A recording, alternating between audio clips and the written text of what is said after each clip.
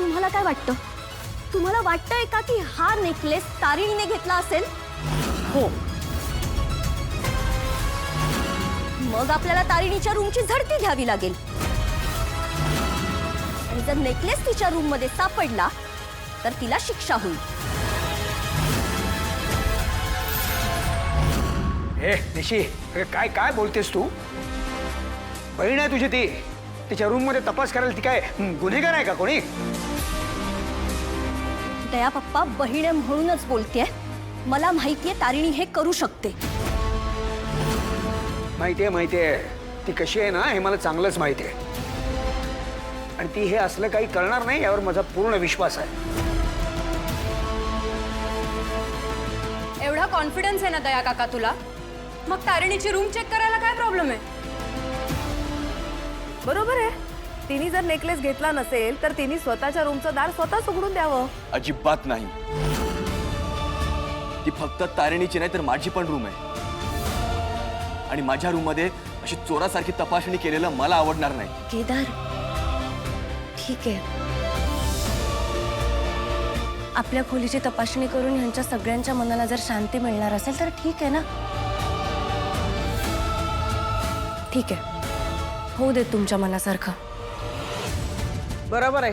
कर नाही त्याला डर कशाची? पद्मिनी काकू, चला. निशी, तू पण चल. चला. दया काका,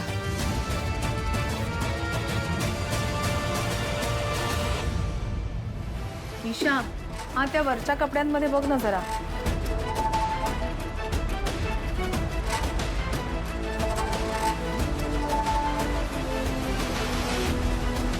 तिकडे बघ.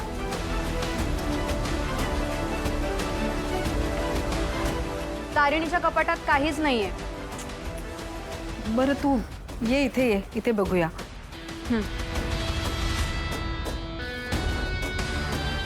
येतं ना? अगं त्या कपाटात बघ ना.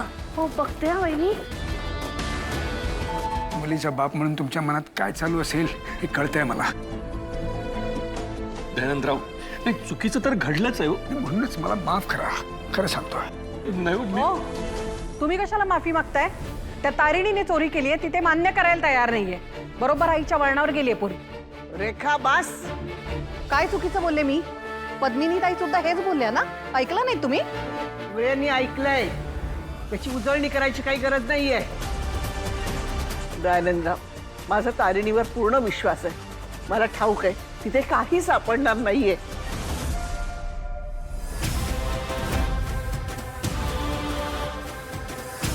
काकू,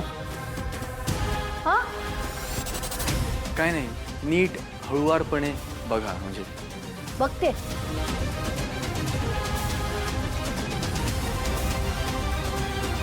माझी गण आहे.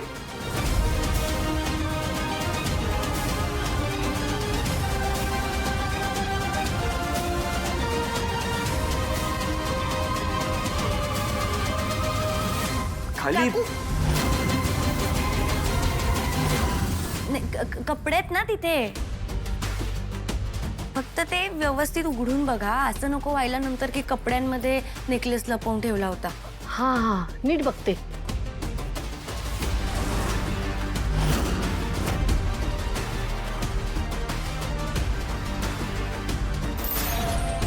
ईशा, अगं ती फ्रेम आहे. माहितीये मला, माझ्याच घरातली आहे. हो, माहितीये. दयानंदराव, नाही म्हणजे मी जरा स्पष्टच विचारतो, राग मानू नका. पण तारिणी आणि केदारनं लग्न केलं हे तुमच्या घरच्या लोकांना तितकंच आवडलं दिसत नाहीये. नाही, जर त्यांना इथं काही अडचण होत असेल तर मी त्या दोघांची आमच्या घरी व्यवस्था करू शकतो ना. ओ खबरदार हा. त्या तारिणीला आपल्या घरात पाऊल ठेवू दिलं तर. आधीच पळून जाऊन लग्न केल्यामुळे चार चौघात अपमान झालाय आपला. आणि इथे व्याह्यांच्या घरी चोरी करून आपलं नाक कापलंय तिने. तारिणीला बेलसरेंच्या घराची दारं कायमची बंद. रेखा, व्यायांच्या घरात उभा आहे म्हणून मी काही बोलत नाहीये. याचा गैरफायदा घेऊ नकोस ना. तारिणीने काही चुकीचं केलंय अजून सिद्ध झालेलं नाहीये. होईल ना सिद्ध आता लवकरच. इकडे दागिना नाहीये. प्लीज आपण बाहेर जाऊया. चल. तिथे तिथे पाहिलंच नाही ना आपण. नाही असं होऊ शकतं ना ताई की तिथे दागिना असेल आणि आपण नेमकं तिथेच पाहत नाही. हो असं होतं ना, आपण घरभर शोधतोय आणि नेमकी वस्तू तिथेच पडलेली आहे. मी इथे बघते. हो हो बघू.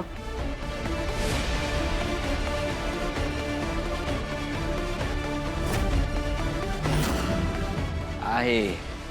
इथे असेल ना, तिथेच कुठेतरी दिसतंय का बघा. अगं नाहीये ग. अहो काकू काकू बघा ना, तिथे असेल बघा खाली. तिथे ये बघ इकडे बघ.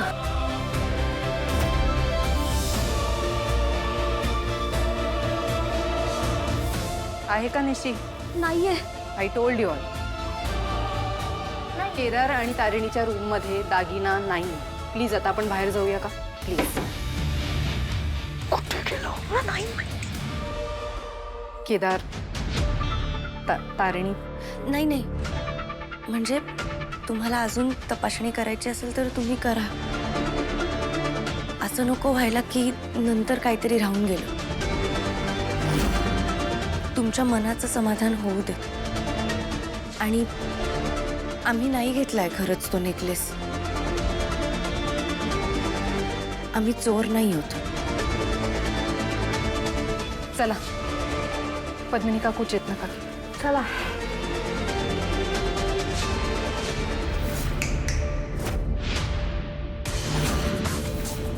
चला भाऊजी.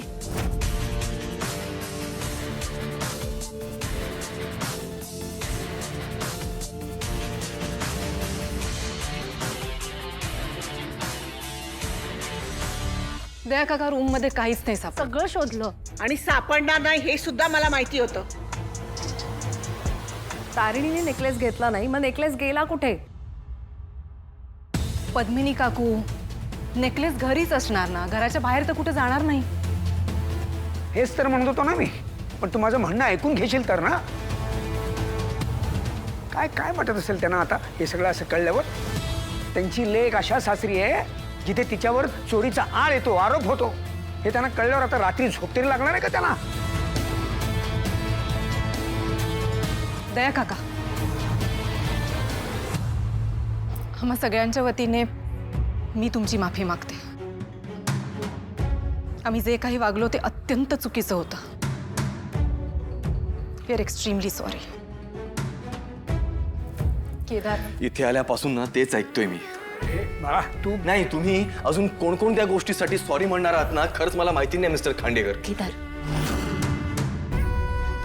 शांत हो. नाही सापडलाय ना तो हार आता आपल्या खोलीत. शांत हो.